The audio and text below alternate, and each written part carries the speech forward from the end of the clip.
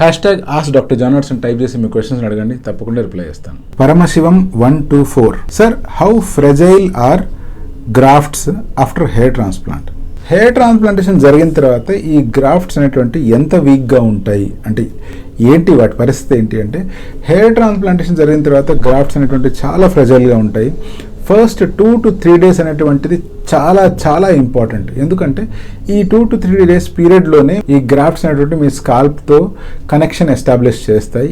ఈ పీరియడ్లోనే మీ గ్రాఫ్ట్లో ఉన్న stem cells అనేటువంటివి మీ స్కిన్ లోపలికి ఇంబైబ్ అయిపోతాయి. అలా పోవడం వల్లనే ఈ స్టెమ్ సెల్స్ నుంచే మళ్ళీ ఫ్యూచర్లో కొత్త న్యూ హెయిర్ గ్రాఫ్ట్స్ కూడా గ్రో అవ్వాల్సిందే.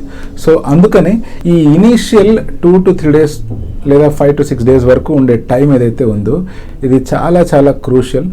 ఈ పీరియడ్లో మనం రెగ్యులర్గా సలైన్ స్ప్రే అనేటువంటిది చేస్తూ ఉండాలి.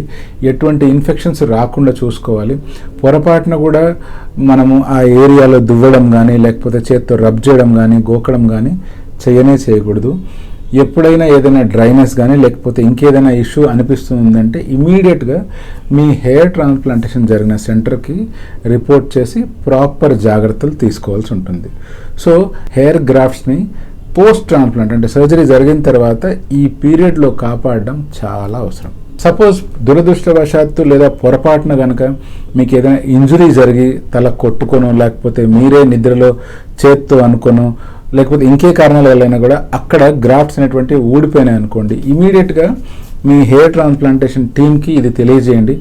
ఒకవేళ కుదిరితే వాటిని రీఇంప్లాంట్ చేయడానికి ట్రై చేస్తాము. But most of the times అలా ఇంజురీ జరిగి బయటకు వచ్చిన గ్రాఫ్ట్స్ మళ్ళీ అంత బాగా సర్వైవ్ కావు. ఒకవేళ అది 1, 2 లేదా చిన్న నంబర్ అయితే వరి అవ్వాల్సిన అవసరం లేదు. ఒకవేళ ఆ నంబర్ మరీ పెద్దగా ఉంది, ఒక ఏరియా గ్రాఫ్ట్స్ అన్ని ఊడిపోయాయి అంటే మీకు రిజల్ట్స్ అంతా బాగా వచ్చేసిన తర్వాత ఆ ఎంటీ ఏరియాలో మళ్ళీ కొన్ని గ్రాఫ్ట్స్ ఇంప్లాంట్ చేసుకొని దాన్ని రీఫిల్ చేసుకోవాల్సిన అవసరం ఉండొచ్చు.